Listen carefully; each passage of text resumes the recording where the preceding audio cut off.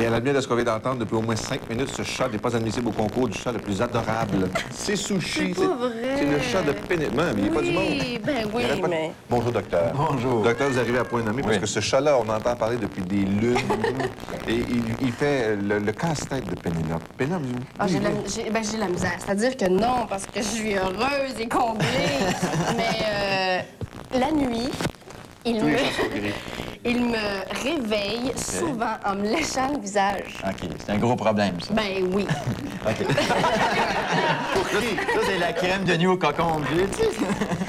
Non, mais véritablement, là, c'est plus drôle. C'était drôle au début, là.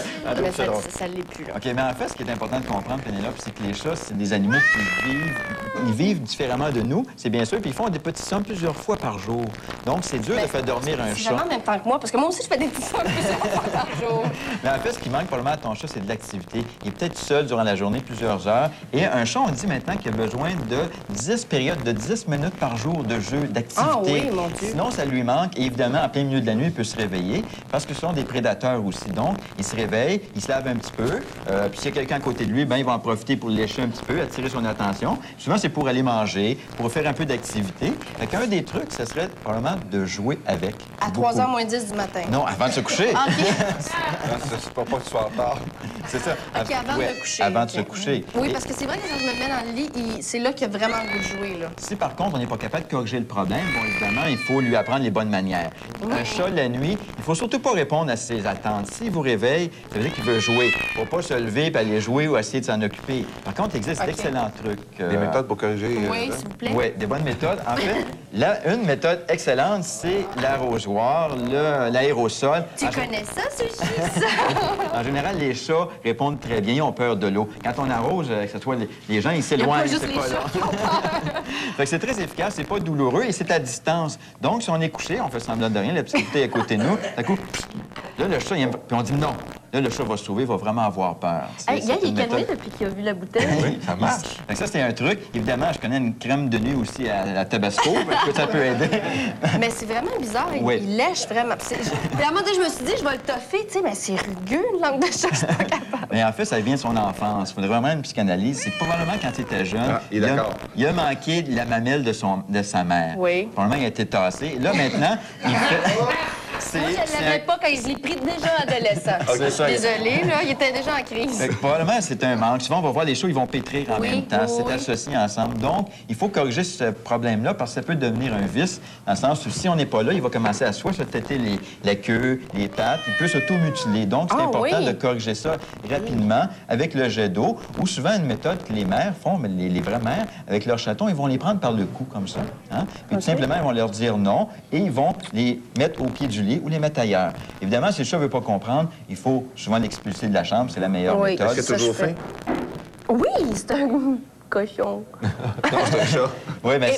Écoute, 5-6 fois par jour, là. Bon, ça revient à ce qu'on disait. Il mange plusieurs fois par jour des petites quantités. Donc, c'est important aussi, je pense, ton chat a 6 mois. Oui. Donc, il faut qu'il mange la nourriture pour chaton encore jusqu'à l'âge de 1 an. Parce que s'il mange de la nourriture pour adulte, ça se peut que ça ne comble pas ses besoins. Et mettez de petites quantités dans le bol. Remplissez pas le bol, c'est pas nécessaire, parce qu'il pourrait y avoir un problème d'obésité, ce qui n'est pas le cas pour le présentement, là. Mais probablement, il pourrait encore manger plus, puis de nourriture pour chaton jusqu'à l'âge d'1 an. Ah, OK, parce que je l'avais effectivement mis à la nourriture pour adultes, parce qu'on m'avait dit qu'il fallait qu'il perde son gras de bébé. Oh yeah! Et les séances de jeu, 10 fois par jour, 10 minutes, puis votre chat va bien dormir, c'est sûr. Mais c'est pas tout le monde qui a 10 minutes à faire avec son chat. Mais ce genre de petit jouet-là est très, très efficace pour les chats.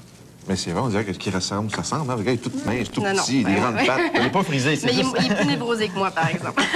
Toi, regarde, ça marche. Ça Ben fonctionne. oui, ça fonctionne très bien. c'est sûr. C'est comme Pénélope, hein? C'est comme Bill Clinton il a décidé à l'instigation de Doris Day de faire châtrer son chat. Ah oui? Lui, peut-être, lui aussi, devrait. Merci beaucoup. Au plaisir. Alors, tu vois, ça fonctionne. Ben oui. C'est tranquille. Mais tranquille. Donc, on voit ici la couverture. Elle va en train de perdre la voix, hein? Oui, moi, en fait, je suis un chat dans la gorge plutôt ce matin. C'est l'émotion. C'est ça. Donc, c'est intéressant, ce livre-là. L'auteur veut trouver la bête en nous. Essayer de trouver à quel animal on ressemble. Parce que souvent, les gens, on s'associe avec des animaux. On dit l'homme ressemble à la bête et vice-versa. Et on a fait passer le test à Pénélope, à Jacques et à Guy. Et les résultats sont assez surprenants. Dans le cas de Pénélope, dans le cas de Pénélope, on a comme résultat un lapin. Pénélope, c'est vraiment caractéristique du lapin et j'ai pris quelques extraits du livre pour vous montrer à quoi ressemble un lapin. Montre-nous tes oreilles, Pénélope. En fait, on dit du lapin qu'il est incroyablement mignon et il compte beaucoup sur son côté doux et son air vulnérable pour réussir. Presque tous les mammifères sont sensibles à votre charme physique. Vous en êtes consciente et en tirez tous les avantages possibles. Ça te va bien, le rouge? À moins que vous ne soyez marié, vous êtes plutôt solitaire et vous n'avez que quelques amis intimes. Ça, c'est vrai. Lorsque vous êtes à la recherche d'une douce moitié, vous vous montrez sélective et prenez la poudre d'escampette à la moindre infidélité. Maison. Vos grands yeux et vos oreilles très sensibles vous signalent constamment les dangers qui vous menacent. Une fois engagé dans une relation, vous vous reproduisez prodigieusement. Vous adorez les enfants et vous vous sentez en sécurité lorsque vous êtes entouré de votre grande famille. On prend souvent votre amour de la solitude du calme pour de la timidité.